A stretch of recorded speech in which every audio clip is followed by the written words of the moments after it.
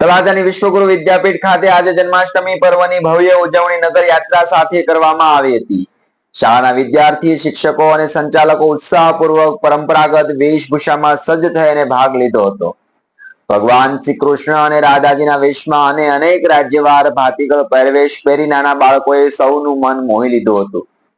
આ નગર યાત્રાનો આરંભ શાળાના પરિસરથી નગરપાલિકાના પ્રમુખ હેતલબેન રાઠોડ અને વિક્રમભાઈ ડાભી દ્વારા રિબિન કાપી અને યાત્રાને પ્રસ્થાન કરવામાં આવ્યું હતું। ત્યારે આ યાત્રા દરમિયાન ઠેર ઠેર ગામ લોકો અને શ્રદ્ધાળુઓએ ફૂલ વર્ષા કરી તેમનું સ્વાગત કર્યું હતું।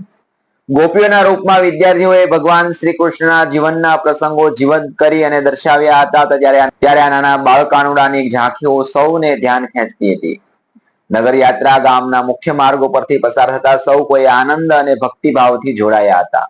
અનેક સામાજિક સંસ્થાઓ અને વેપારીઓએ પણ આ યાત્રાનો ઉત્સાહપૂર્વક વધાવી હતી અને ત્યારે કેટલાક આગેવાનોએ ઠંડા પીણા, શરબત અને પ્રસાદનું વિતરણ કર્યું હતું।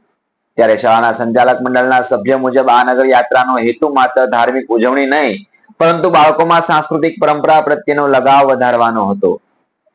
અંતે આ શાળામાં પહોંચ્યા બાદ મટકી ફોડ કાર્યક્રમ યોજાયો હતો, જેમાં વિદ્યાર્થીઓએ ઉત્સાહપૂર્વક ભાગ લીધો હતો। પૂરી ઉજવણી દરમિયાન સૌના ચહેરા પર ખુશીની ઝલક અને ભક્તિની ભાવના સ્પષ્ટ દેખાઈ રહી હતી। નમસ્કાર, આવી સ્ટોરી સાંભળવા માટે અમારી ચેનલને લાઈક કરો, શેર કરો અને સબસ્ક્રાઇબ કરો। આભાર।